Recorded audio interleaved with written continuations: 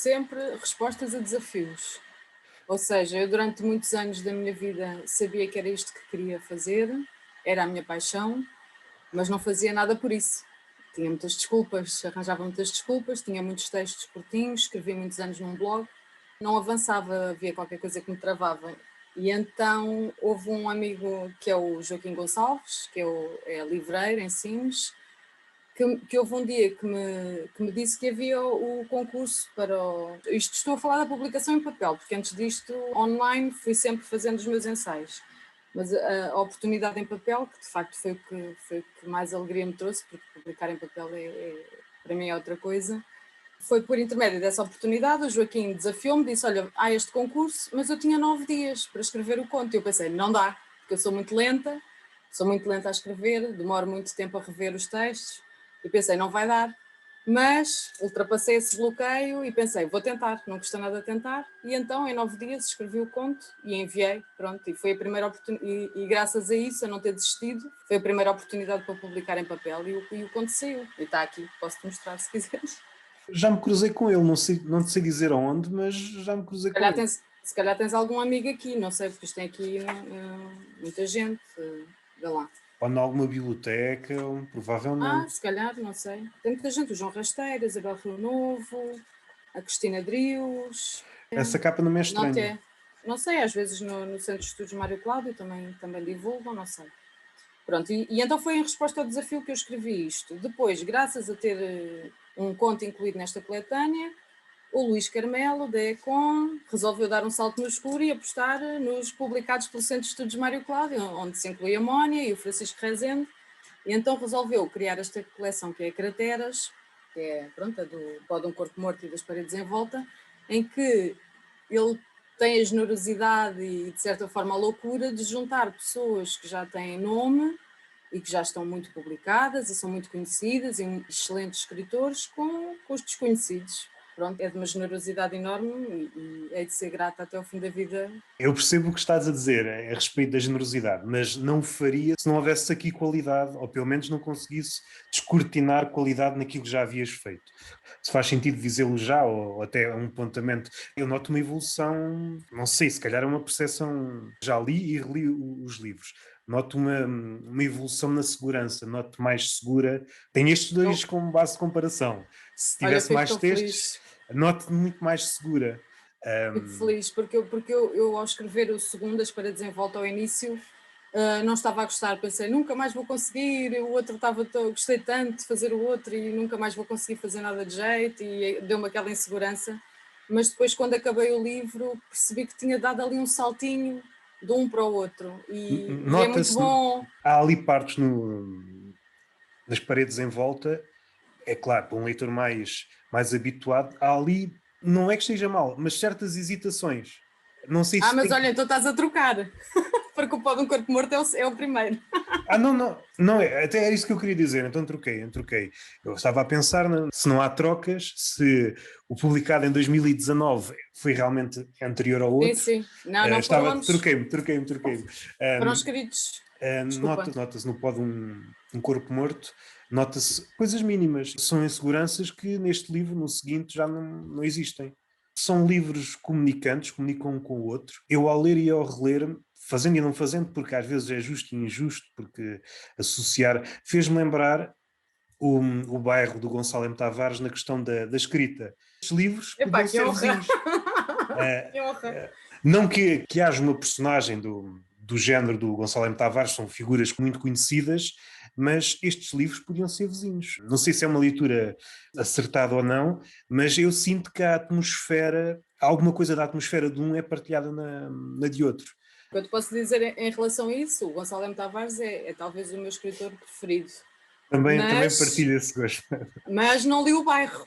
Eu já li muitos livros dele, eu não sou daquelas pessoas que quando gosta de um autor lê tudo, não sou assim. Portanto, eu leio no máximo 2 livros de cada autor, mas o Gonçalo M. Tavares e a Clarice Lispector talvez sejam os dois de quem eu já li mais livros. Por acaso, do Bairro não li, mas fico muito contente que Esse podia ser uma vizinha ali numa sim, casinha muito pequenina lá.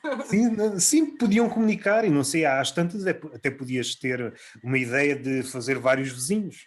vizinhos no sentido de obras que estão na mesma rua, ainda que haja aqui um jogo no segundo diferente do primeiro, mas com algumas mudanças podia um conto saltar de um para o outro sem grande problema. Tocaste aí numa coisa engraçada a respeito dos livros. Quando tu dizes que não consegues ler os livros todos de um autor assim de seguida, é pelo medo de esgotares a obra de um autor que te é querido? Não, é porque eu sou uma leitora errática. A forma como eu leio, podendo parecer estranha, eles chamam-me da estante. E, portanto, o mesmo autor não calhou até hoje chamar-me sempre. Portanto, eu vou lendo os livros, tirando os livros que me são impostos pelos clubes de leitura, e que aí é um exercício contra a natura que eu faço, porque eu odeio ir pegar num livro que não me chamou, e nos clubes de leitura é isso que nós fazemos, vamos ler os livros que, neste caso, estou num clube de leitura com o Gonçalo M. Tavares e noutro com o Ricardo Aruz Pereira. Nestes casos vou buscar os livros que eles sugerem, mas a minha natureza há livros que estão anos e anos e anos na estante e há um dia que eu sinto que é aquele. E, portanto, nunca calhou ir ler os livros todos de um autor compulsivamente porque gostei muito de uma obra, nunca calhou. Embora, de facto, a Clarice Lispector e o Gonçalo M. Tavares sejam os que eu, até hoje, mais li. Por acaso gosto dos dois autores que referiste. Acho que conheci primeiro o Gonçalo. A Clarice sempre conheci de nome, mas só entrei na obra dela muito mais tarde. E o Gonçalo é sempre fascinante porque é um autor que a cada livro parece que é um escritor diferente. Causa inveja para quem escreve. É inatingível. Sim, é assim. Nem vale a pena. Não querendo desprezar o resto dos escritores, seja português, seja outro, mas ele parece está num campeonato à parte. Pelo menos é uma coisa que noutros séculos provavelmente teria a competição, mas neste século parece que ele está num campeonato à parte. Eu, quando entrei no Gonçalo M. Tavares, senti a mesma coisa que quando abri um Kafka, um Borges, entrar num mundo completamente novo. E é raro, e é cada vez mais raro. À medida que tu lês, não sei se te acontece a mesma coisa, esses achados vão... É cada vez mais difícil, seja pela tua exigência, seja pelo teu desencanto em relação ao mundo, e isso também afeta depois a leitura, e é sempre com agrado que acolho esses autores. Na poesia talvez ainda seja mais... Ainda aconteça algumas vezes, talvez. Olha, aconteceu-me há pouco tempo, pensei que depois da Clarice que ia ser muito difícil ser surpreendida daquela forma por alguém. E então peguei na Obscena Senhora D da Hilda Hilst e olha, fui surpreendida. Eu pensei que depois da Clarice ninguém mais me iria surpreender e olha, foi uma explosão. Não esperava. Da Hilda Hilst conheço muito pouco. Há um Só li este, até ao momento, é como te digo. documentário que ela aparece, conheço assim umas coisas soltas, mas ainda não entrei bem na obra dela. Por exemplo, um poeta, não é recente, mas está vivo, para mim que me diz muito, é o Daniel Jonas, não sei se conheces, mas... Conheço de nome, mas a obra também não conheço. Por exemplo, é outro que está num campeonato à parte, está a jogar o jogo da imortalidade, como o Gonçalo. Como há pouco enganei, troquei-me e agora estou sempre aqui. Será que vou dizer bem o livro em questão? Vamos lá, se me enganar, espero corrigir a tempo. A epígrafe de entrada do Pó de um Corpo Morto dá uma espécie de atmosfera ao livro. Provavelmente também é uma autora que gostas muito. O livro Mira, para mim, foi assim uma revelação. Foi um livro absolutamente avassalador.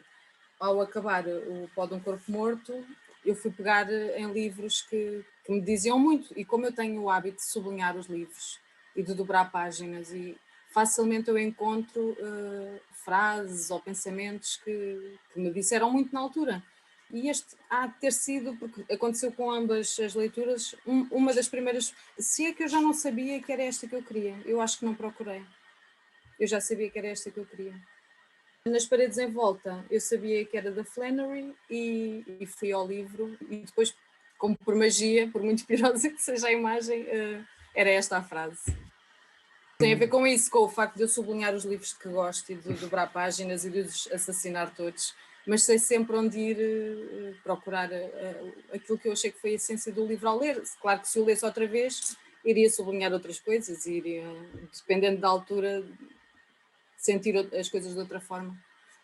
É engraçado que eu andei à volta dessa frase e realmente é como se fosse um rastilho para o livro, porque depois há aqui várias frases que vais escrevendo ao longo do livro que têm como um parentesco essa frase inicial que está antes do livro. quando escreveste Bestas Mascaradas de Civilidade, há esta. Aqui a pandemia é uma coisa tão grande que já é quase impossível ler as coisas fora dela. Há aqui uma sucessão de frases, besta mascarada civilidade, e depois é uma frase que eu gostei muito, dos respectivos toques não guardo memória porque a pele se desligou. Que é uma frase, embora tenha que ver com o livro, é uma frase que podia ser arrancada como legenda destes últimos anos, da pandemia. O toque, quer queiramos, quer não, é aquilo que separa a ficção da realidade. Pode haver uma coisa à nossa frente e nós não sabemos bem se é verdade, e só o toque é que pode nos dar garantias.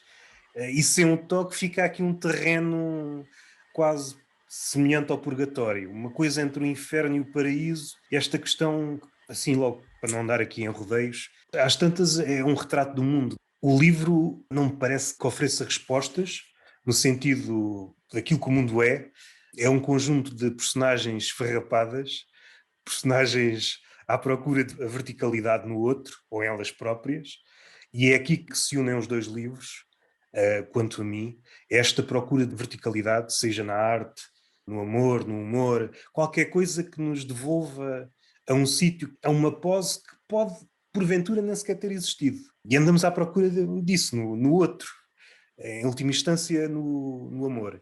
E é o toque que faz essa ponte. Sem o toque, torna-se tudo um bocado difuso. Contudo, foi também através do toque que alguns traumas aconteceram. E o toque, que no mundo ideal seria uma ponte, torna-se também um muro. Vou utilizar estas metáforas gastas. Está bonito, não estou a gostar de ouvir. E é aqui que as coisas se complicam, como tudo na vida. O toque inicialmente seria uma ponte, transforma-se um trauma. Uma leitura muito apressada é a convivência de cada personagem com os seus traumas, anda de piadeira em piadeira à procura de os resolver, sendo que nunca os resolve propriamente. Parece que o passado continua a pesar. O fardo tenta arranjar mesinhas, e aqui é uma palavra que provavelmente não faz jus à escrita, mas no sentido de uma forma de aliviar o fardo, só que nunca encontra. Na questão do toque, passa a brincadeira linguística, o toque é a pedra de toque para que as coisas realmente aconteçam.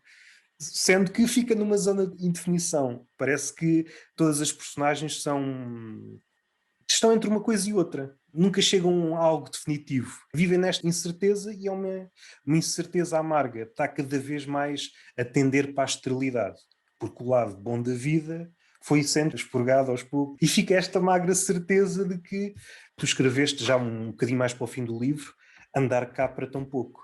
É esta constatação de que aconteceu uma sucessão de episódios. No início estamos esperançosos de que a coisa mude, mas a sucessão é tanta que às tantas não sabemos a que Deus rezar. Seja no livro, seja na vida, eu acho que é uma das questões essenciais. Como é que nós vamos chegar ao fim? Se pessoas amargas, se pessoas desencantadas, se pessoas sonhadoras, o que é que isso diz de nós? E às tantas não te perguntei nada, às tantas só andei aqui a deambular. Mas o que eu queria frisar, para tornar isto mais direto, se realmente estou a ver coisas onde elas não existem, ou se realmente querias dar uma importância ao toque. A importância seja naquilo que ele tem de vantajoso para o que é humano, tanto para o contrário, não é? Não sei se fui muito objetivo, se divaguei muito. Eu adorei a tua leitura porque me deu uma perspectiva do livro que eu nunca tinha tido. A minha ideia essencial neste livro não tinha a ver com isso, mas tu acertaste no ponto, porque de facto a primeira personagem, o toque, torna-se um muro. A segunda personagem foi uma personagem em que o toque teve um papel preponderante na sua vida, de facto. E a terceira personagem, no seu fim, que é o que cada um quiser, mas que eu sei o que é que tinha em mente, no fim pergunta: pode um corpo morto acordar de pé? E é pelo toque que ela tenta obter uma qualquer resposta. Portanto, adorei a tua leitura. A minha ideia, quando comecei a escrever o livro, era uma ideia um bocado de mulher ressentida, a querer matar tudo o que oprime as mulheres. No fundo era isso. A ideia inicial foi essa. São 3 personagens femininas no início, não sei se isso é perceptível, se não, e afinal é uma masculina, a quem eu dei o lado doce da história, julgo eu, E essas três personagens femininas, o que eu quis foi, de certa forma, despejar para ali tudo o que me revolta, que me oprime, que oprime a mim e às mulheres no geral, e matá-las. Foi o que eu quis. Matá-las ou elas continuam É contigo? isso, pronto, isso agora na altura apaziguou-me, não é? A escrita do livro, a escrita é uma coisa que para mim é uma necessidade e que me ajuda a viver. E portanto na altura apaziguou-me. Agora, realmente essa tua leitura abriu o livro. Gostei muito de. E a continuar e depois passei por uma coisa completamente diferente. O que eu ia há pouco dizer e parei no toque para depois tentar explicar realmente o que eu queria dizer, há aqui uma sucessão, como é que eu ia dizer, por acaso tenho muito esta ideia em relação ao mundo e este mundo para o qual estamos a caminhar e que a pandemia agudizou. Vivemos num mundo muito narcísico e onde a hipocrisia é como se fosse a estrela à volta da qual tudo roda. E quem está, este é o jogo. Queres jogar, jogas, não queres, não jogas. Parece-me que é mais ou menos isto. Este será o campeonato que vai ser jogado daqui para a frente. Não, vamos Podia resistir, vamos resistir. propalar aqui o evangelho do pessimismo, mas ao contrário daquelas pessoas no início da pandemia que diziam nós vamos ser pessoas melhores, vamos sair daqui pessoas Não. melhores, parece que acho que já, pelo menos já clarificou muita coisa, já clarificou muita coisa. Há vários títulos, a questão da estupidez, etc, mas não vamos por aí, que uma sucessão, se calhar é uma sucessão que não existe, eu é que a encontrei, que tem que ver com esta coisa da hipocrisia e de que o mundo, pelo menos, move-se a dois níveis: o mundo da realidade e o mundo da máscara. E comecei por esta frase: as bestas mascaradas de civilidade. Uma coisa que nós encontramos, basta se ir à rua. Falei esta coisa do toque, depois mais à frente escreves: o sangue misturou-se com o batom num rosto de palhaço triste. Mais uma vez é o disfarce. É o disfarce, é o circo que está a ruir, mas ainda assim o espetáculo tem de continuar. O palhaço já vai indo crescendo, já não está com aquela figura bípede, já vai assim meio corcunda. Há sempre um verniz, que é o que define esta sociedade. O teu livro nisso foi exemplar. Não puseste uma quantidade de verniz que também podia não ser essa a tua pretensão. Podias criar um mundo completamente que não tivesse nada a ver com este mundo, o real. O livro é livre. Ao contrário de nós, estou a brincar. Oh, Depende tudo do leitor, cada leitor sim, sim, sim. faz dele sim. E aqui cheguei a uma ideia. Esta sucessão e outras que não referi tem que ver também com o título: Pode um corpo morto. Às tantas, perguntamos realmente o que é a vida, o que é a morte, e se nós, ou aquelas personagens, realmente estão vivas ou estão mortas. E às tantas, tudo não passa de um jogo de fingimento, onde tentamos parecer vivos para que os abutres não nos comam, porque os abutres só comem os mortos. E é tentar manter esta farsa o maior número de dias possível. Por dentro sabemos que alguma coisa morreu, mas não podemos a exibir, porque a partir do momento que exibimos a nossa morte, é o fim. Os abutres apercebem-se e acabou. Esta foi uma ideia, porque foi uma sucessão ao longo de algumas páginas, vários retratos. Pareceu-me bastante ao rés do mundo real. Sempre existiu, mas acho que se está a agudizar. Às tantas são as duas máscaras e não chegamos, o Eugénio de Andrade, ao rosto precário. Acho que cada A vez mais máscara. requer coragem as pessoas serem verdadeiras, porque são linchadas em praça pública. E a Quando, questão quando, da quando a verdade. opinião não vai ao encontro do que é se calhar a opinião da maioria, ou não há espaço para a discordância, não há espaço para debatermos ideias sem nos sentirmos atacados e sem ripostarmos. Eu acho que padecemos todos um bocadinho desse mal e acho que tem que ser cada um individualmente a olhar para si, para os seus gestos e as suas ações e tentar mudar, porque senão estamos a caminhar para autómatos, não é? Todos a obedecer, todos a dizer a mesma coisa e é perigoso e não queremos isso. Concordo de uma ponta à outra. E os perigos disso, até porque, voltamos outra vez ao texto, se procuramos no outro essa verticalidade, às tantas não conseguimos encontrar verticalidade numa máquina. A máquina até pode ser vertical, mas é uma verticalidade performática. Está lá só para nos fazer a vontade.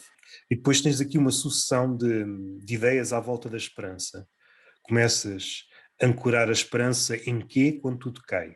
Mais à frente Acho que tem uma ligação, é outra forma de ler o mesmo toque de há pouco. Terei alguma vez sentido um orgasmo ou alegria? Depois aquela frase que une as duas coisas, andar cá para tão pouco, esta coisa de procurar algo real no meio desta ficção toda. À procura da salvação, no fim, se concordarmos, estou com a garganta seca, desculpa lá, tenho que parar. Não faz mal, eu tenho estado a beber a minha ginginha, que eu não... Eu tenho muitos nervos a falar daí.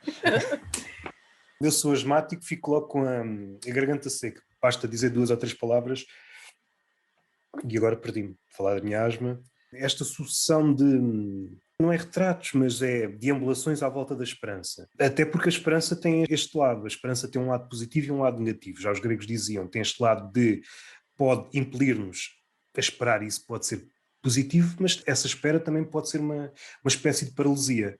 E provavelmente isto habita no teu livro. O esperar ou agir, mas agir para quê?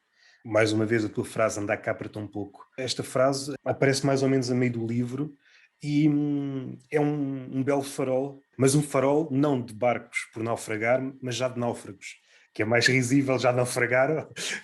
Mas era isso que eu te ia dizer, que a tua leitura é tão bonita, porque eu escrevi 3 personagens já sem esperança, no gesto último, e é bonito ver que tu leste a esperança nessas 3. E há ali uma réstia ainda. É isso que as faz continuar. Se bem que tudo o que encontram não chega.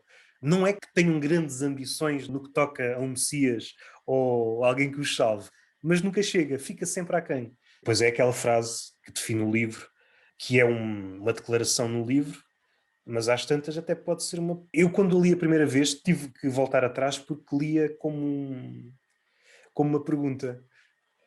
Pode um corpo morto acabar de pé? Depois é que, não. Se bem que, ok, naquele Não, contexto. naquele contexto é uma pergunta. Naquele contexto é uma pergunta. E no fim de contas é uma frase muito bonita, daquelas frases que podemos guardar. Às vezes, em certas alturas de nevoeiro, no fim de contas é isto que o homem procura. No fim de contas, o que é que andamos à procura no outro? As nossas demandas. É procurar qualquer coisa com a habilidade de nos ressuscitar. É isso que a gente Olha, procura. tu acabaste de justificar o livro. Há uma frase que vale a pena guardar, já está justificado. Já se cumpriu. Muito obrigada. O conto final, ainda que tenha que ver com o livro, parece-me quase um cometa. Cometa no sentido de aproxima-se, mas depois vai à sua vida. Estava ali por acaso. Aí ele encontra-se, e quando se encontra, é como os cometas, é um corpo gelado à distância, mas quando se aproxima, exibe aquela cabeleira e parece que é de fogo, mas depois vai à sua vida. No meio disto tudo, no meio destes destroços todos que é a humanidade, não sei se vou dar um salto para fora do pé. Se é visível o tempo em que as personagens se movem, se é o nosso, se não é perceptível, mas seja como for, no essencial, também os seres humanos, seja os de carne e osso e estas personagens que vivem no livro, todas andam à procura da mesma coisa, não é? À procura do norte, e esse norte que seja palpável, daí o toque. Eu acho que sim, pode ser o nosso tempo, mas pode ser qualquer tempo. Não é muito para trás, não é? É assim uma coisa mais contemporânea, mas é uma realidade há muito tempo para muitas mulheres. Pois, esse lado, eu como sou homem, esse lado esteve sempre presente, mas provavelmente não dei o peso que tu deste ou que outra mulher ao ler dá. É bom porque descobriste outras coisas. Tentei perceber o que é que une estas personagens todas. Esta ideia de tentar sair do caixão, imitar Lázaro, mas agora sem Jesus. Como é que eu arranjo forma de sair daqui, deste sítio onde me meteram? Ainda não queria morrer. Não sei se estou vivo, se estou morto, mas tenho de arranjar uma forma. E depois as formas são aquelas que, seja pelo amor, seja pelo... Sim, o sexo, aqui não sei se estou a fazer confusão, se é no outro que tem tem um peso maior. Mas seja como for, há uma frase mais à frente, onde escreveste: os beijos são dificultosos entre colunas quebradas. Aquela questão da verticalidade. Estamos à procura de alguém que esteja verdadeiramente de pé. Nem que seja para contrastar connosco, que andamos a tombar, que nos ensine a andar e, quem sabe, mais tarde, ensina a voar. Foi a última coisa que eu escrevi. O que admiramos no outro é verticalidade. Tens lá uma frase, agora não, qualquer coisa feita de gente, que eu também gostei muito dessa frase. Vou dizer exatamente a mesma coisa. O meu próprio livro não tenho sublinhado, portanto não te consigo ajudar. Não consigo encontrar essa frase. Mas no fim de contas é esta frase aqui, estas duas, ou estas três, ou estas quatro, começando no toque, na frase à volta do toque. Depois aquela frase do andar cá para tão pouco. Depois pode um corpo morto acabar de pé. E depois os beijos são dificultosos entre colunas quebradas. Uma chega vá mais terrena à frase anterior. Porque às tantas estas frases poderosas, às tantas fazem-nos perder o pé e é bom que consigamos arranjar referências para o nosso dia-a-dia. Está bem, pôr de pé, ressuscitar, está bem. Diz-me aí qualquer coisa que eu consiga fazer, não é? É como vir aqueles programas de culinária que nós estamos a ver e são ingredientes que nós não temos em casa. Não, e às tantas não dá. Eu gosto muito do que estás a fazer, mas eu não tenho nada disso. O mais que eu arranjo é sal e o resto nem sei onde é que se compra. Eu também não sei onde é que se compra este sair da morte, este sair do inferno pelo próprio pé. Eu saio do meu inferno dia a dia a escrever e a ler e a ouvir música. Está muito presente no As Paredes em Volta. Embora os dois livros possam ser lidos da mesma forma, eu acho que isso está muito mais visível no segundo livro. Uma procura mais direcionada a algo que nos possa salvar. Se no primeiro as personagens andam a vaguear sem qualquer destino, no sentido, vou ali para achar determinada coisa, nas Paredes em Volta, nem que seja pelo jogo literário logo dos títulos, em que fazes a cama logo, a estrela guia de cada conto, há essa procura. Eu acho tantas, se calhar, que estou a contaminar os livros com a minha visão cínica, ninguém encontra nada, ou pelo menos nada daquilo que estava à espera. É sempre um arremedo, um esboço de qualquer coisa que, venha quem vier, nunca ficará acabado. Não sei se estou a ser pessimista. Não, tu lês é bem demais, és um excelente leitor. E eu estou a tentar encontrar o pé nas tuas observações. Há bocado dizias que parecia que comunicavam. Não foram escritos com essa intenção. E foram escritos com ideias base diferentes.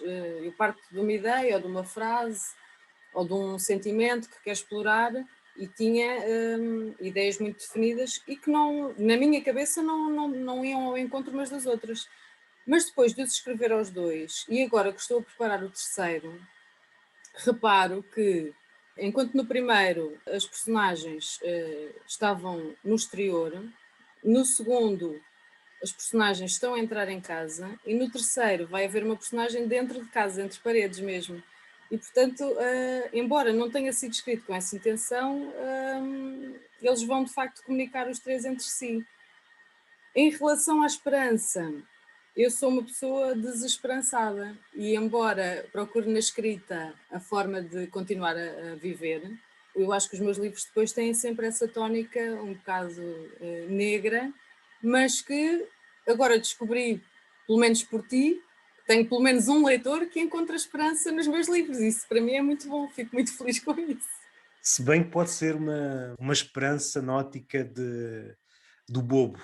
É uma esperança já a claudicar, e é no sentido... A Ele está... rir-se de si mesma. Sim, é mais alguém que está a ver o mundo... O mundo já está em chamas. As chamas ainda não chegaram ali.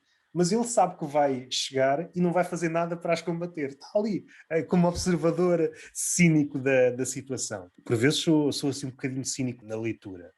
Espero nunca descartar o outro lado mais romântico. Se não há tantas, afunilamos o olhar.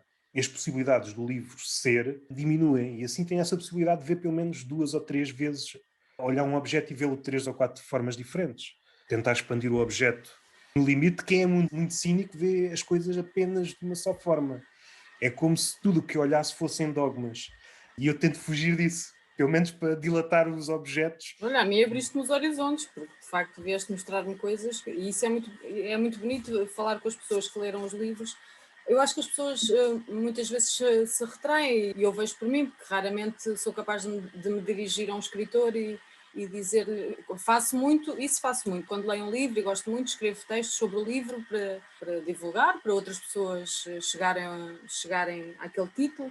Mas ter coragem, por exemplo, na ECOM, que é aquela escola que eu frequento e onde antigamente tínhamos encontros presenciais, estamos ali em contacto com os escritores e eu não tenho coragem de ir ter com eles e dizer gostei do livro por isto e dar esta visão que tu estás a dar da leitura. E eu acho que isso é muito importante e é pena não fazermos isso mais vezes. Mais do que pedir o autógrafo, isso acho que é bom. Eu já disse Concordo bonito contigo. não sei quantas vezes hoje. É bom os escritores terem essas várias leituras que cada pessoa que é única tem, porque cada sensibilidade, cada momento da vida vai fazer ler o livro de uma maneira diferente. Pronto, e gostei muito de ouvir a tua leitura. Li 2 vezes e meia, por isso estão frescos. És um leitor como deve ser. Também são pequeninos, se fossem grandes não podia dar Não dava. esses... Mas já me aconteceu ler um livro e olha, foi um do Gonçalo M. Tavares que eu acabei de ler e voltei a ler do início porque gostei tanto do livro, que foi Uma Menina Está Perdida no Seu Século, à procura do pai. Acabei de ler e voltei ao início. E há livros que me dão esta vontade. Não foram muitos até hoje, mas há livros que tu chegas ao fim e queres voltar ao início. Também me ocorre, mas essa possibilidade de poder fazer isso logo, o conto tem essa... Por exemplo, um livro que eu gosto muito do Moby Dick. Já o li algumas vezes, mas não posso estar a lê-lo mês a mês, se não há tantas, não leio mais nada. Se calhar até era uma melhor opção, não é? Mas enfim, é a beleza do conto. Tens em mente algum livro que saia da esfera do conto?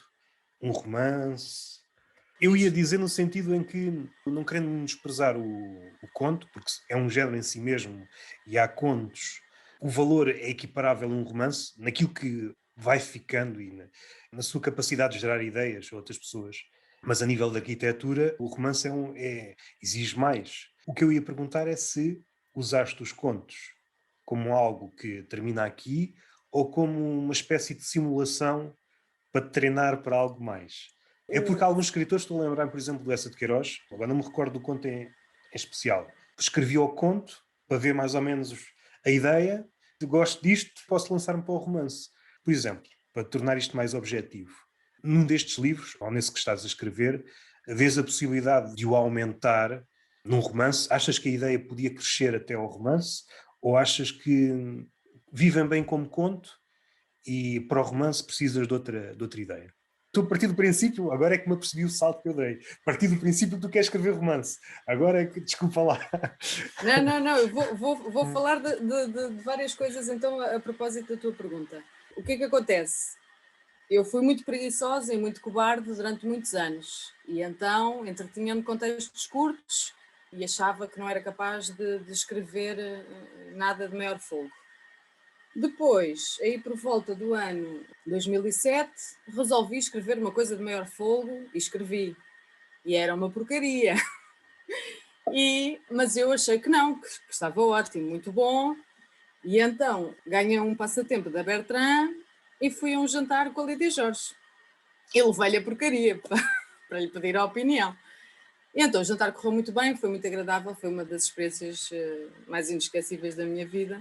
E no fim lá me enchi de coragem e entreguei o manuscrito à Lídia Jorge. E ela prometeu-me que o ia ler. Na feira do livro desse ano fui ter com ela e perguntei-lhe se ela se lembrava de mim, se eu tinha lido. E ela olhou para mim com um ar muito entristecido e perguntou-me o que é que a menina anda a ler. E pronto, tivemos ali uma conversa em que caíram por terra todas as minhas ilusões daquela altura e eu percebi que me faltava um caminho imenso até ser capaz de escrever uma coisa maior. Pronto. E então começou aí, nesse ano de 2008, o meu caminho. Nunca pus a hipótese de não escrever. Isso nunca esteve em causa, portanto eu percebi perfeitamente o que ela me quis dizer, mas nunca pensei, não tenho o que é preciso, porque eu preciso de escrever para viver, portanto isso nunca esteve em hipótese. Agora, para escrever um romance eu percebi que era preciso muito mais do que o que eu tinha, então resolvi ir aprender, fui tirar cursos, tirei um curso nas produções fictícias, onde fiz muitos amigos, fui muito feliz, aprendi. Ninguém aprende a escrever, não é? Há muito preconceito em relação aos cursos de escrita criativa. Eu adorei o meu início por aí, conheci gente incrível, aprendi imensa coisa com o Nuno Costa Santos, com o Luís Filipe Borges, com o Filipe Homem Fonseca, foram cursos que me ensinaram muito, depois também tirei com a Raquel Ochoa, etc. Pronto. E então o meu percurso foi o de aprender a partir daí.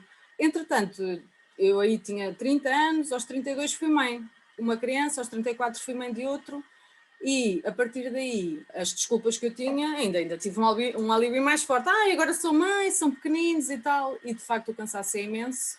o esforço para escrever é muito grande. Para conseguir ser mãe a tempo inteiro, eu trabalho, tenho um trabalho, não é? Sou funcionária pública, e depois escrever exige muito, exige uma dedicação enorme e contrariar o cansaço, que é mesmo muito. E então eu dediquei-me aos contos por isso, porque era um formato que me permitia iniciar um projeto e terminar e ver o seu fim. E fui produzindo. E a verdade é que eu nunca produzi tanto como desde que sou mãe. E desde aquele banho de água fria que eu merecia e que precisava da Lídia Jorge, nunca mais tinha tentado ir para nada de maior folgo, mas era uma coisa que estava sempre aqui na minha ideia, e sempre não estás a fazer, e não estás a fazer, e não estás a fazer, e se morres, a morte é sempre uma coisa muito presente na minha vida. Já tive amigos que morreram, jovens, e é uma coisa que eu nunca me senti imortal, sempre achei que me podia acontecer de um dia para o outro, e sempre me condenei muito por não estar a fazer, por não estar a fazer. Fui sempre fazendo, escrevendo os contos, fui sempre alimentando o blog e fui sempre escrevendo. Entretanto, eu tenho começado que nunca acabei e que se calhar nunca vou acabar. Depois comecei outra ideia em 2016, escrevi 30 tal páginas e depois parou, e depois era o tal que me estava sempre: tens aquilo, está a começar, porque é que não continuas? És uma cobarde, és uma preguiçosa. Pronto, mas fui-me sempre metendo nestes projetos pelo meio, e finalmente em 2000 eu acho que foi 18 ainda que eu comecei, ou 18 ou 19, avancei com aquilo e consegui terminar. Terminei um, depois tive outro desafio, consegui fazer outro, que terminei em 2020. Então, neste momento, tenho essas duas coisas assim, de maior folgo, mas para responder à tua pergunta, eu acho que não sou capaz de escrever um romance daqueles com princípio, meio e fim. A minha escrita é muito fragmentada, e nisso tenho de agradecer muito ao Afonso Cruz, que uma vez numa daquelas sessões lá na Econ nos disse que tudo era possível a partir de uma descrição de um tapete, por exemplo, a partir daí tu podes... E isso deu-me muita força para não desistir e para pensar, e mais um bocadinho, e mais um bocadinho, tu has de chegar a algum lado, e a verdade é que não desisti, e tenho duas coisas que são garantidamente melhores do que a que eu entreguei à Lídia Jorge, não sei se valem alguma coisa ou não, mas fiquei muito feliz por ter conseguido fazê-lo. Se vão ter futuro ou não, acho que não, não é? Conhecendo a realidade, o panorama editorial, quase de certeza que não, mas foi uma coisa que me realizou muito, fiquei muito feliz, achei que não era capaz, de facto, de conseguir fazer uma coisa maior. Não partiu estes foram escritos com o intuito de integrarem a coleção Crateras, têm características específicas. Pó de um Corpo Morto. Olha, o Pó de um Corpo Morto começou, o meu filho tinha entrado na primeira classe há pouco tempo, e então ainda estava naquela fase, não queria fazer os trabalhos, refilava e não sei o quê. Eu sentei-me ao lado dele, olha, tu trabalhas e eu trabalho ao teu lado. E a primeira página do conto surgiu assim. E depois, a partir daí, umas coisas puxam as outras, e o livro ficou o que tu vês. As paredes em volta, eu sabia que queria fazer qualquer coisa do gesto das pessoas chegarem a casa. Pronto, começou com essa ideia. Eu, regra geral, começo as histórias sempre à mão. A primeira parte tem que ser sempre à mão, e depois, quando passo para o computador, já vou embalada e já termino as histórias no computador, mas a primeira parte é sempre à mão. E este terceiro, eu sei que há um tema central que é o que eu quero tratar, mas depois muitas vezes fica completamente soterrado, a ideia original fica soterrada no meio da história que eu entretanto construo. A ideia central, ou melhor, a ideia inicial é só um pretexto para tu É só o começares a gatilho. escrever. Sim, é o E gatilho. às tantas faz sentido manter, outras vezes não faz. Às vezes é só a pedra que está lá Sim, sim. nos alicerces, e depois... E por vezes pode-se dar um caso, é o melhor dos cenários, é tudo à volta está tão bom, aquilo também está bom, mas não faz muito sentido estar ali. Então, Sim, tipo, já aconteceu, vai ao ar. se for uma ideia que não faça parte daquele conjunto, pode ser que dê origem ainda a outro. Né? Temos Não que sei. abdicar, sim. Essa parte é custosa, mas acho que faz parte do escritor ou de qualquer artista, que é o ato de decidir. É aquilo que decide na hora realmente que importa, o que é que entra, o que é que sai. Sim, sim. Estava aqui a pensar naquela imagem que tu disseste que estavas a escrever ao lado do teu filho. Por vezes é aquela imagem que, por vezes, o escritor também está ao lado do leitor. Ficas aí, estás aí, eu estou aqui. Os trabalhos têm que ver um com o outro. Sem essa comunicação É curioso. Voltando às paredes em volta, foi uma brincadeira com os espaços em volta do Herbert Welder ou não teve que ver? Não, não, Não? não, mas eu já sabia que iria haver, o Maldição Luís, ele brincou logo com isso. As paredes em volta tinha a ver com um conto que eu tinha escrito.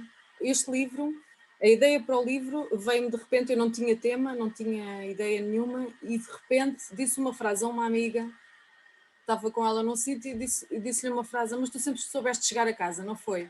E eu pensei, é sobre isto que eu quero falar, é sobre isto, é sobre chegar a casa. E o título era esse. Seria qualquer coisa do género: soubeste sempre chegar a casa, sabemos sempre chegar a casa, tanto que depois no fim a última frase é parecida com o que seria o título inicial. Mas depois havia um conto que eu tinha escrito, um conto que tinha este título, As Paredes em Volta. Ou tinha este título, ou estava lá no meio de ou era uma frase, como o pó de um corpo morto, era a mesma coisa, era uma frase. E que eu achei, no fim de escrever o livro, que se adaptava aqui. Esse é o teu método para escrever os títulos. Eu Vais sou escrever. péssima a escolher títulos. Eu, Mas eu eu gosto acho desse sempre que os método. meus títulos são, muito, Eu gosto desse são sempre muito método. maus. Este, Pode um Corpo Morto, eu tinha posto tudo. Pode um Corpo Morto acordar de pé.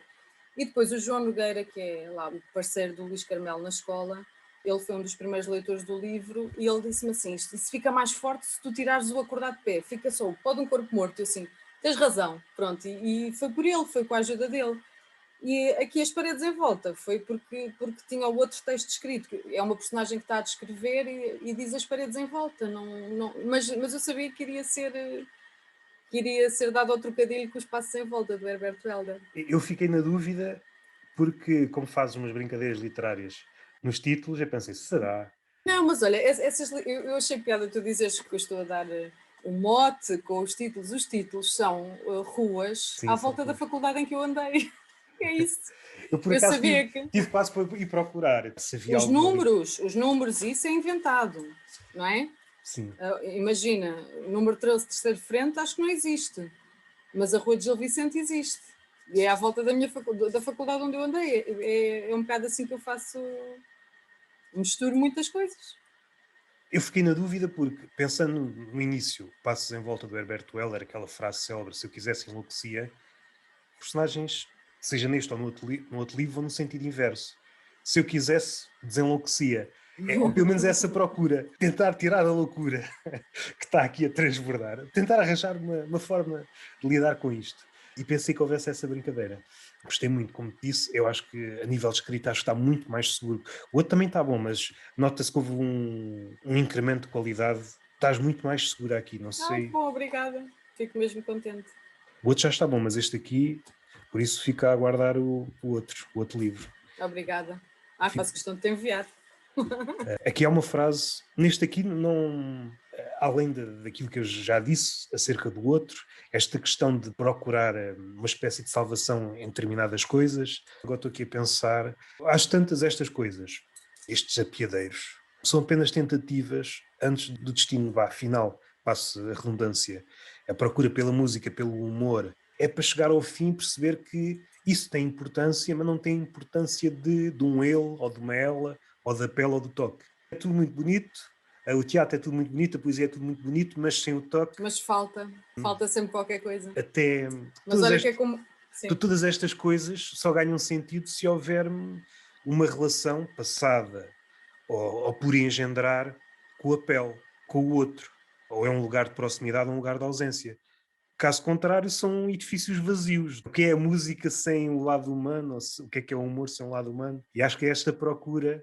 Vou tocar no Herberto Helder, foi a leitura que eu tinha feito. A frase inicial do Espaço em Volta, se eu quisesse enlouquecia, eu acho que as personagens vão no sentido contrário.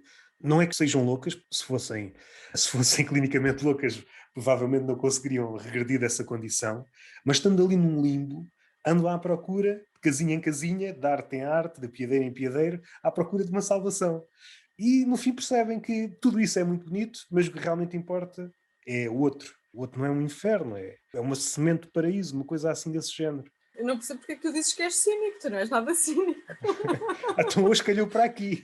Uma Na, visão. na última conversa fui acusado, não fui, é que autoproclamei-me de cínico. Também do outro lado está uma pessoa bastante otimista. Foi a Então, da pronto, Catarina, da Ana Franco. Ana Costa. Sim, a Ana Costa Catarina, Franco, não é? Sim. sim, a Catarina, que é comediante, ela própria disse está sempre alegre e às tantas é gozada por isso. Não seria possível existir uma mulher ou uma pessoa tão alegre E eu percebo aquilo, eu, sobretudo no campeonato dos humoristas, tem uma imagem de pessoa depressiva. E alguém que não tem problemas, está contente com a vida, está qualquer coisa mal.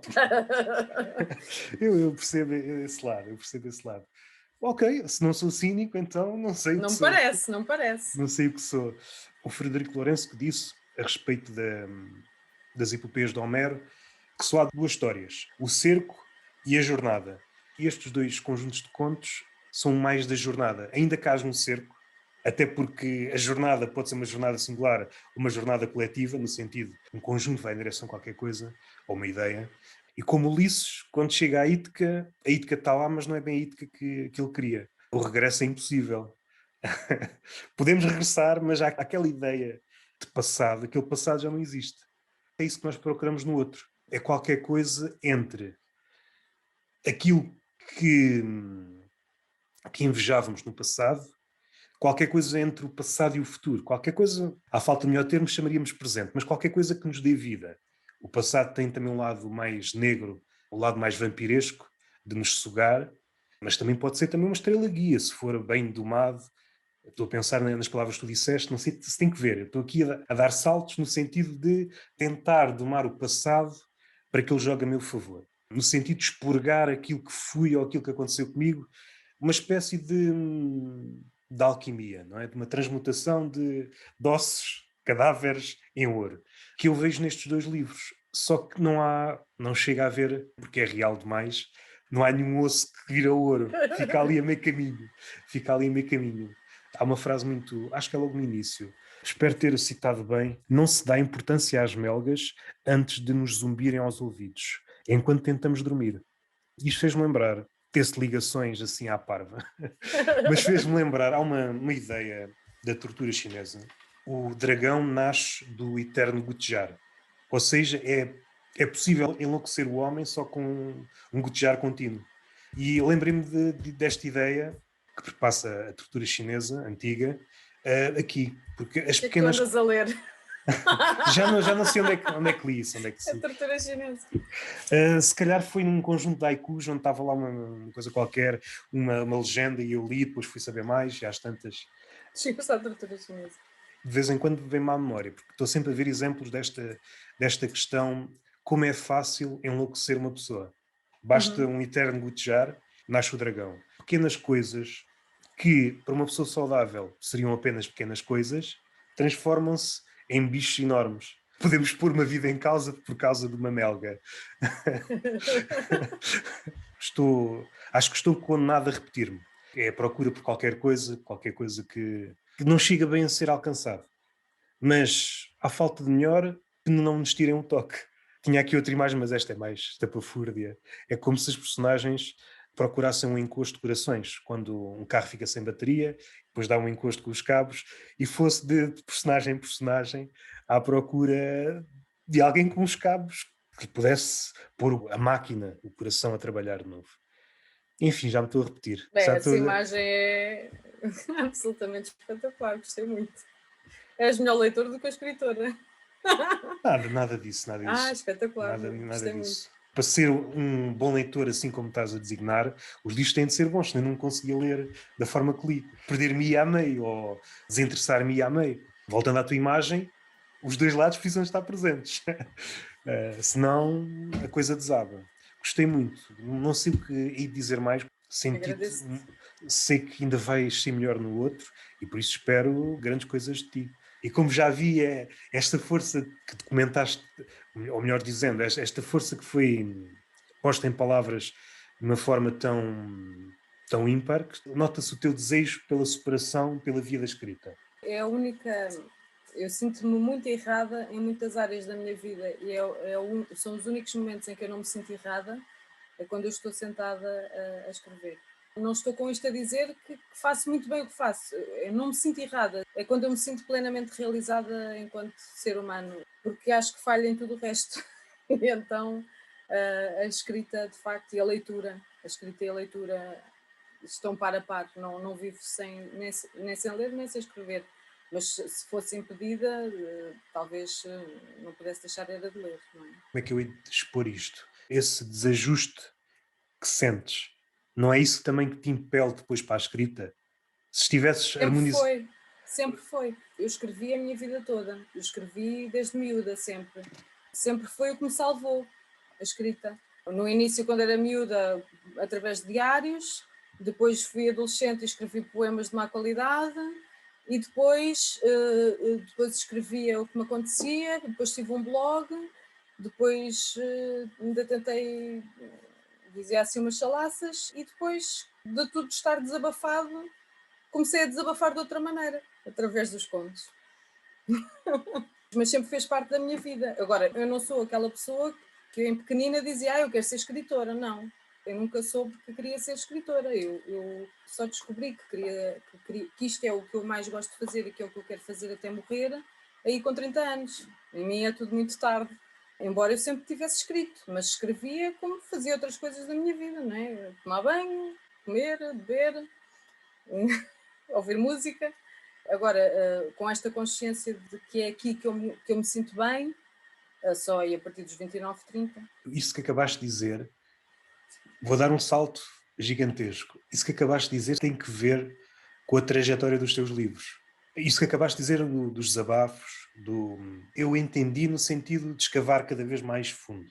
Como há pouco disseste, dos livros seguir uma trajetória cada vez mais para dentro da casa, de fora para dentro, pode entrar na própria pessoa, se realmente está a imitar a trajetória da tua vida.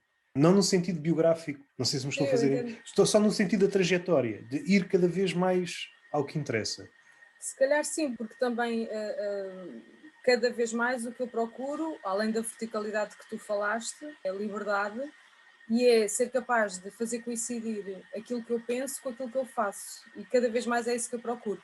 O que no mundo atual cada vez mais me vai levar à solidão, não é?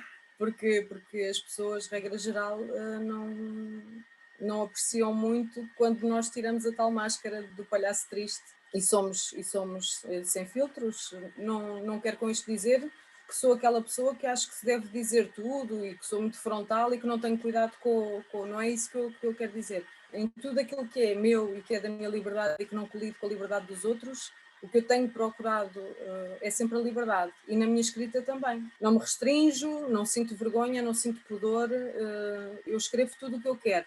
No fundo, de ter só estas pequenas participações e de eu não tenho compromissos com ninguém, não tenho obrigações com ninguém, permite-me essa enorme liberdade de escrever o que eu quero e como eu quero. Essa liberdade tem que ver claramente contigo, mas provavelmente também tem que ver com a luta das mulheres, no sentido de uma melhora, não é melhora, não é a palavra, mas no sentido de libertarem-se de qualquer jugo que possa ter. Eu Não quando se, escrevo não penso como é que me vão olhar, sendo por exemplo, eu não tenho a intenção, não sinto vergonha dos meus filhos, que um dia vão ler. Aliás, eles fartaram-se de rir, porque eles foram ao lançamento do Pó do Corpo Morto e disseram logo: o teu livro é hilariante, mãe. Tem aqui puta na primeira página. E, mas eu quando escrevo não tenho esse cuidado, não tenho, eu escrevo o que eu quero escrever e o que eu sou capaz de escrever, e isso sim é o meu desafio, é chegar cada vez mais fundo a tudo aquilo que eu quiser e que eu conseguir. Nós não somos capazes de tudo. uma verdade. Se não tivermos isso em conta, facilmente nos movemos para terrenos um bocadinho desaconselháveis. Se não tivermos em conta a nossa dimensão, se não estamos contentes com a nossa dimensão, há formas de aumentar, mas até isso tem limites. Se não há tantas, acontece como Ícaro, caímos. Se bem que nós somos um bocadinho como Ícaro, a sorte é que temos várias vidas, podemos cair várias vezes. Não Uh, temos, eu tenho pena, não temos várias vidas, só temos esta. Eu gostava de experimentar outras. é assim por um O máximo que eu consigo é ou ler outras ou escrever outras. Sim, é assim, por um lado eu compreendo o que estás a dizer, mas pelo facto de termos apenas uma também nos dá esta urgência. Se soubéssemos verdadeiramente, porque ninguém nos diz o que é que acontece depois, podemos ter crença ou não tê-la, ninguém sabe o que é que vai acontecer depois. Se nós tivéssemos a certeza que isto continuava, então, até no campeonato da arte, as coisas seriam bem diferentes. Querendo ou não querendo, a morte e provavelmente o amor, as duas companheiras, se as outras musas morreram, sobretudo a morte. Eu acho que, mesmo faltando o amor, a morte, essa noção de que a morte está perto e que pode acabar tudo de um momento para o outro, dá-nos esse sentimento de urgência. Estou desconfiado que as maiores obras foram criadas devido a isso. E de Porque responsabilidade das escolhas que fazemos. ir para um universo em que toda a gente era imortal e ver a arte desse mundo. Pois, não sei, não sei. O que é que motivava essas pessoas, esses imortais? Eu, quando os meus filhos me perguntam se eu gostava de viver para sempre, eu não gostava. Eu não quero ser imortal, de facto. Ter isso muito presente, ter a morte muito presente e achar sempre tem sido o que me tem movido. Eu tento não adiar as coisas que eu quero fazer, embora tenha andado muito tempo a procrastinar a escrita, não é? Durante muito tempo fazia o que era capaz na altura, pronto, também não me posso estar sempre a castigar. Mas provavelmente fizeste outras coisas que hoje dão matéria-prima.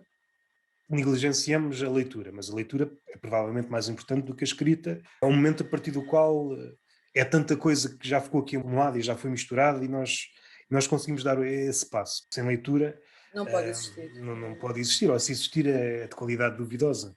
Fizeste o teu percurso, agora tens várias formas de olhar o mundo. Mas estou sempre com aquela sensação, estou muito atrasada, falta-me ler tanto, falta-me fazer tanta Mas coisa, lembra-te, por exemplo, falta-me tanta bagagem. lembra-te, por exemplo, do Saramago. Ele começou a escrever a sério bem aos 60, por isso tens Isso é tempo. um mito, isso é um mito. Ok, Ele ele começou tem com coisas 20 para e trás. tal. Ele tem coisas para trás, mas a sério, é claro que para quem já está no meio, tu pensas, é completamente diferente ter alguns livros editados e depois, quando quiser lançar o outro, já está tudo feito. Alguém que nunca tivesse publicado, agora aos 60, começar aqui a escrever, não é? Sim, é Mas tem completamente diferente. acontecido. Eu tenho lido casos de pessoas, eu não me recordo o nome, mas um escritor que foi com 50 e tal anos que publicou o primeiro livro, sim. Era o primeiro mesmo, sem historial para trás. Pelo Há menos da um, notícia que eu li. sim, não há, é assim, Mas é assim, mas é raro, pronto, é raro. de repente não me lembro assim, há um poeta, um, acho que é Ponge, tem um livro curto, poemas assim em prosa, assim a pender para o humor. Salvo erro foi traduzido cá, está se é extinta, se é moribunda, cotovia, infelizmente, porque muitos livros importantes, espero que não se percam. Ele também começou a escrever muito tarde, começou a escrever muito tarde. Não há muitos, mas pronto. Também podes alegar o contrário. Não consegues dar muitos exemplos de quem começou a escrever mesmo muito cedo. Consegues citar para aí 3 ou 4. O que é que queres dizer com muito cedo? Muito cedo, por exemplo, 20 e poucos. Então, A o sério. José Luís Peixoto, Ah, o Gonçalo M. Tavares. o Gonçalo M. Tavares foi aos 30. Não, mas ele já tinha a arca feita. Ele andou a escrever dos 20 Ah, aos 30. E depois, quando ok. apareceu, é só sacar da É só arca. sacar da cartola, não é? Tipo mágico, não é? Ele vai com muitos anos de avanço porque ele cedo percebeu quem era. Sim, Agora, quem não ok. percebe, quem só percebe aos 30 já vai com atraso, nunca mais recupera. Tens de fazer um contrato com a morte. Aqueles 10 anos que estão para trás, tens de me dar mais lá à frente. Preciso mais 10 anos. Olha, eu estou apaziguada com essa questão. Eu sou mesmo muito grata por estes contezinhos que consegui pôr em papel. E gosto destes passinhos pequeninos, sinto-me realizada e sou muito livre a fazer o que faço e faz-me muito bem. Nem sequer sei se tenho feitio para outra vida que não esta. A Eu questão é tive que beber ginginha para vir falar contigo, éramos só dois. mas isso é uma questão de treino. Eu, por exemplo, isto é que, se a memória não me falha, é a 20ª conversa. Também tem sido uma trajetória. Também não sou a pessoa mais à vontade a conversar, sobretudo pessoas que eu nunca falei. Tem uma agravante. Tentar falhar, como dizia o Beca, tentar falhar um bocadinho melhor. Cada um tem o seu caminho, tem o seu percurso. Para terminar, assim do que tens lido, tens assim algum livro que, ou melhor, podes responder assim, o último livro assim que te marcou, ou um livro que te acompanhe de vez em quando tens de voltar a ele. Vou dizer vários, não podes dizer só um. Está Temos uns bem, está bem. minutinhos, não temos? Sim, temos. Pronto, então, assim, um livro da minha vida, em termos de escrita, e que me veio parar às mãos graças à Lídia Jorge, é o As Ondas, da Virginia Woolf. É um livro que para mim foi marcante e embora eu não conheça a obra toda da Virginia Woolf, já li alguns livros e é das escritoras que eu mais admiro. Depois, O Estrangeiro, do Albert Camus, também para mim é muito importante porque, olha, essa referência veio do curso das produções fictícias, isto anda tudo ligado, estas referências todas, e foi lá que eu ouvi falar e comprei-o e li-o, e é um dos livros da minha vida, acho que é... Olha, é uma história que se encaixa perfeitamente no que se passa agora. É um homem que não é condenado porque matou um homem, é condenado porque não chorou no funeral da mãe. Pronto, e isto encaixa perfeitamente no que nós estamos a viver agora. Até diria mais. Agora é que vou mostrar aqui o meu cinismo máximo. Eu acho que daqui a uns anos, não sei precisar quantos, porque eu também não estudei para profeta, não sei dizer os anos ao certo, mas há de chegar uma altura em que vamos olhar para esse livro, o estrangeiro, e isso será uma coisa banal no sentido do absurdo. Eu acho que vamos caminhar para um sítio onde essa imagem será banalizada. Espero que não. Hum, No dia em que eu acreditar nisso, então, olha, já nem a escrita me salva, já nada me salva, não. epá, e aqui mostrei o meu lado mais pessimista. Eu parece-me que vamos a caminhar para aí. Vamos a... Não, viste a Handmaid's Tale, Não, a não, série? não. Eu sei o que é que estás a dizer, mas não Aconselho. li. Tenho de A ler. liberdade encontra sempre o seu caminho, sempre. É verdade. Mesmo na sociedade mais repressiva, mesmo na estupidificação, mesmo na maior obediência, a liberdade encontra sempre o seu caminho. É a Epá, série da minha vida. isso seria uma coisa. Isso dava outra conversa. Temos de falar novamente no outro dia. Então deixa-me só dizer mais uns livrinhos, que eu não posso falar só de um. Falaste do Saramago, Ensaio sobre a Cegueira. Foi assim uma explosão. Foi mesmo um livro muito importante. Também acho que se enquadra nos tempos de hoje. E acho que toda a gente o devia ler. Embora eu acho que quem não está aberto a perceber o que lá é dito, também não, mesmo que leia, não surtirá efeito. Se calhar só quem está predisposto a ver o que ele nos quis mostrar é que não é cego, vá. E depois, o último que eu li, que me aconteceu uma coisa que eu acho que nunca me tinha acontecido. Há livros que tu lês e gostas muito da história e tal, mas estás a ler de fora como espectador. Depois há livros que tu lês, estás lá dentro ao lado das personagens.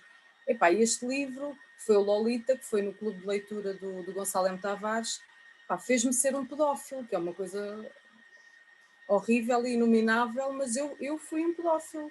Até meio do livro, eu nem me lembrei que havia uma vítima a sofrer com os gestos dele e com as ações dele. Isto, para mim, está ao nível do sobrenatural. Ele ter sido capaz de fazer isto não é sobrenatural, porque foi trabalho dele e era ele que era um escritor belíssimo e fenomenal, mas acho que há muito tempo que um livro... Nem me lembro que houvesse um livro que me fizesse isto. Eu ser uma pessoa completamente avessa a tudo aquilo em que eu acredito, a tudo aquilo que eu sou, e eu vi pelos olhos daquela personagem. O Nabokov é aquele escritor esmagador no sentido, seja no caso da Lolita pelo tema em si, mas pela escrita, é aquele escritor que a gente diz, cabrão. É tão, é tão bom, tão bom, tão bom, que até causa irritação. Eu lembro, por exemplo, há uma entrevista pelo Lobo Antunes, um senhor, deves conhecer, é um crítico literário que morreu no ano passado, o Steiner. Uma conversa para aí de 2 horas, e lá há um ponto em que o Lobo Antunes refere a suposta arrogância do Nabokov, que o acha demasiado arrogante. Um arrogante a queixar-se, outro arrogante. Diz o Rotonu. A questão não é arrogância. Ok, há arrogância. Há um livro que reúne as entrevistas do Nabokov. O gajo está escutado com umas luvas de boxe, não consigo dizer o título, é da Relógio d'Água. Ok, há ali uma espécie de arrogância, mas eu acho que é mais o amor ao detalhe. Ele também tinha uma panca por borboletas e era uma questão de ir ao detalhe extremo. Não é 1,1, é 1,0001. E ele batia-se por isso. Epá, e conseguiu, porque ainda para mais, pronto, historicamente ele não era pedófilo, não é? Mas ele escreveu um pedófilo, portanto ele conseguiu meter-se e meter-nos naquela pele. Agora levaste-me para um sítio. Isto parece quase um mito aos olhos de hoje. Hoje, para muita crítica, seja da literatura, seja do que for, mais dentro da esfera crítica e outros, leigos, é como se o escritor, para descrever certa coisa, tivesse que vivenciar aquela coisa. Nem pensar. Então, não. Se não houvesse mais forma nenhuma da gente contrariar essa ideia que parece dominante, Este Isso é exemplo acho que dizer que a imaginação não existe. sim, sim, mas no fim, sim, sim, sim, sim, eu também sou contra essa ideia, se não às tantas, acho que está a atingir com especial força o cinema, às tantas não é preciso nem ser atora. Se o homem é uma espécie de leque de possibilidades e tu só podes ser apenas uma coisa, então não és bem atora. Enfim, mas isso seria também, isso é arte no seu sentido mais puro, é questão de pôr-nos num lugar completamente E alheio. muitos, e muitos escritores dizem isso, que vão à procura daquilo que não conhecem, daquilo que não sabem o que é, vão tentar encontrar respostas, essas, mesmo que depois surjam mais perguntas, é tentarem colocar-se no lugar do outro. Pode não ser e pode ser. Tudo é possível na literatura, não. Nada é fechado, nada é dogmático, é uma tentativa. Muitas vezes, lá está, muitas vezes falhada, muitas vezes chegamos a sítios que não têm nada a ver com o que era o ponto de partida e É fi- agora, isso é completamente redutor e só alguém que não lê é que pode dizer uma coisa dessas. Então provavelmente achaste a resposta a isto. Pois, há cada vez menos leitores, mas isso não inibe quem não é leitor de... Falei nisto com a Catarina, mas é aquele exemplo naquela rede social, não sei se conheces, Goodreads, que é só de livros. Sim, sim, de crítica, sim. Alguém escreveu no Moby Dick, começou por isto. Eu não li o livro, mas então começou tá, tá, tá, tá, tá, tá. Esse- Exato. e aquilo nunca mais me esqueci. Nunca mais me esqueci. Naquela altura pareceu-me um corpo estranho. Mas depois, também o fenómeno Lolita, que a partir do momento que conheces que há uma Lolita, começas a ver Lolitas na rua. Já não sei se foi o Steiner que disse isso ao Lobo Antunes, foi o contrário. Mas este fenómeno de alguém te apontar para uma coisa que estava à frente dos teus olhos, mas tu não conseguias ver, e entretanto tudo à tua volta desabrocha. Esta nova tendência para ter uma visão de ciclo ou literal Não, faz não, muito não. confusão. Faz muita confusão. Temos de resistir e não embarcar nisso. Mas E seremos continua. muitos focos de resistência e Epá, eu nisso não essa sou. visão não passará. Eu não sou muito esperançoso quanto a isso. Como vivemos numa época muito veloz, o leitor parece quase um fóssil vivo. Já não devia existir. Já não devia existir.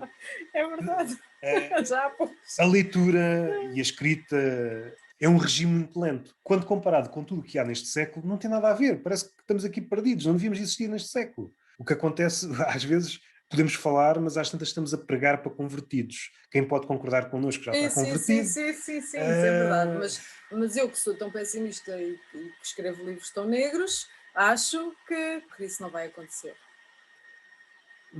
Poderá ser um reduto, mas é um reduto que vai existir sempre. este foi o primeiro exemplo que vi da pessoa que, apesar de não ter lido o Moby Dick, quer falar sobre o Moby Dick. O facto de não ler não é impeditivo para falar do livro. Ah, E e, mal, e possivelmente mal, mal. claro, claro, claro, claro. E eu hoje vejo na internet milhares e milhares e milhares de pessoas com esta postura. É preciso falar o mais rapidamente possível, independentemente de termos ou não uma relação com esta coisa. Seja o livro, seja um filme. Como se sentissem obrigadas a emitir uma opinião Sim, quanto ao tema do momento, sim, que até do depois é ponto. esquecido logo a seguir. Exato, exato. Porque até do ponto de vista monetário, ou ilusoriamente monetário, no sentido de reputação, tens que jogar o jogo o mais rapidamente possível. Tens que dizer as coisas o mais rapidamente possível. A janela de tempo para dizeres determinada coisa, seja um tema quente da atualidade, seja um livro, é cada vez mais curto. E então o campeonato verdadeiro joga-se lento. Tu, quando vais dizer alguma coisa sobre. Imaginando que o Moby Dick era lançado hoje. Ok, vou pegar no livro. Vais Já lendo, não sei vais quantas. lendo. Quando tu vais ler, já o Moby Dick já foi falado há meses. Já saiu da estante, Já, das prateleiras ou das seja, livrarias. há dois mundos no mesmo mundo. O mundo dos lentos e o mundo desta velocidade doentia. Há de chegar a um ponto em que não conseguimos comunicar, porque são duas línguas completamente diferentes. Vai haver sempre Dom Quixotes e vai Vai. haver sempre quem tenha um ritmo mais lento e quem não se renda. Eu acredito nisso. Acredito nisso. Acredito na sobrevivência do livro e da palavra. Agora, Nessa parte concordo, mas a questão é que o Dom Quixote, quando estava a falar com outra personagem, havia ali uma ponte de entendimento. Mais uma vez cínico. Eu sim, sim, sim, suspeito, o Seixo passa. Puxava sempre à terra. Eu suspeito que vamos chegar a uma altura que o Dom Quixote, ou os filhos do Dom Quixote, não vão ter ninguém com quem falar. Ele falará numa língua singular. Ele estará neste mundo, mas não conseguirá. Agora não parece a mesma pessoa do início da conversa. Sou outra pessoa. E aqui vão dar um exemplo estúpido, essa figura multiforme que se adapta como nenhuma outra. Parece um rato ou uma barata. Seja qual for o tema, eu parece que já tenho a carta para jogar. Do ponto de vista da linguagem, ou da língua, só muito à superfície é que falamos a mesma língua. Se formos mais fundo, não estamos a falar a mesma língua. É completamente diferente, são duas formas de estar. Até que ponto é que nós conseguimos converter, se é que é a palavra certa? Há um livro de um filósofo que aborda esta questão do estúpido. O problema do estúpido é que é fácil, aquilo que não é estúpido, transformar-se em estúpido. Porque o estúpido é virtuoso na estupidez. O outro facilmente resvala para lá. Assim que resvala, já perdeu. Mais um convertido, mas para o lado da estupidez. Isto é um jogo perigosíssimo. É um jogo de paciência. O estúpido é sempre estúpido. De uma ponta à outra é virtuoso. Não tem falhas. Agora o outro, que não é estúpido, está em sofrimento. Ele está a jogar num campeonato não é o dele. Por isso parece-me que é um jogo desigual. Não vou condenar o resultado a uma derrota, mas está inclinado para a estupidez. Parece-me. É desigual, sim. No entanto, há sempre um caminho que é encontrado. Sim, eu também partilho essa opinião. Handmaid's Tale. Partilho dessa opinião. Então, estávamos nos livros, não sei se ainda tens mais algum para referir. Eu nunca mais me calo, se queres falar de livros, tenho muitos, mas... Referiste o Estrangeiro, eu por acaso gosto muito do... Estava a pensar se foi o primeiro que li do Camus. Quando comecei também li muita coisa dele. Como é que eu ia dizer? Deu-me estrutura, no sentido de... É da tua família, Sim, são daqueles livros que comunicam contigo. Que comunicam e nunca deixam de comunicar. É aqueles que não me importa regressar. Regressei há pouco tempo ao livro de ensaios dele, ao Mito de Sísifo, e aquele óbvio que toda a gente fala nele, em contexto de pandemia, A Peste. Tenho ali na estante, mas ainda não li. É também um bom livro. livro. Acho que estou à espera que me chame. É também um bom livro. Além de lenta a escrever, sou lenta a ler, então gostava muito de, antes de morrer, ler tudo o que tenho cá em casa, mas ao ritmo que eu compro, comparado com o ritmo que eu leio, não sei se vai acontecer. Mas o que interessa... Só se a morte não me levar cedo. Quando ela vier, dizes, calma aí que ainda tem livros para ler. Ainda me falta ler estes livros todos, está que bobagem é esta? Calma aí, deixa-me acabar de ler o livro. E ela assim, prometes não compras mais livros? Não posso prometer nada. Não estou sabendo. Tens mais algum? Quiseres? Não, já te dei assim um que li há pouco tempo, não é? Que me marcou, um que para mim é uma referência, que são As Ondas, da Virginia Woolf, o Mira, da Maria Velho da Costa, sim, que é um livro que eu recomendo muitas vezes às pessoas. Agora já não leio há muito tempo o Lobo Antunes, mas eu gosto muito dele. O primeiro livro dele que eu li não percebi nada. Nada. Eu li o livro todo assim, mas quem é que está a falar? Não percebo. Que era Ontem Não Te Vi em Babilónia. E depois voltei a fazer uma tentativa com o Que Cavalos São Aqueles que Fazem Sombra no Mar, acho que é esse o título. E entrei na música dele. E a partir daí é um dos meus escritores preferidos, porque aquilo é maravilhoso. Eu acho maravilhoso. Mas lá está, como não li, eu sei que o estilo dele os livros dele são todos muito... O ponto forte dele é a linguagem e é aquela música. E, portanto, os poucos que li, sou apaixonada. E agora tinha curiosidade de voltar a ler aquele que não percebi nada, para ver se agora, como já entrei na música, se eu leio de outra forma. Então acho que damos por terminada a conversa. Gostou-te assim tanto?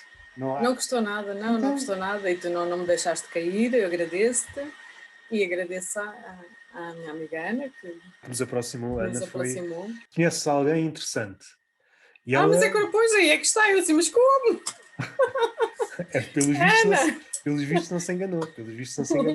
Olha, obrigada, mas não é a percepção que eu tenho. Então estava cheio de cábulas, olha, Estavas com aquele receio. Espero não estar aqui a devassar a intimidade, mas se a memória não me falha, que ela tem destas coisas, se correr mal, depois não passas... Sim, era isso que eu queria que fizesse. Se correr mal, apagas e fingimos que não aconteceu nada. Se corresse mesmo mal, mas não correu. Longe disso, correu muito bem. Correu muito Olha, bem. obrigada. Obrigado, Obrigada. Gostei obrigado. muito de conversar contigo.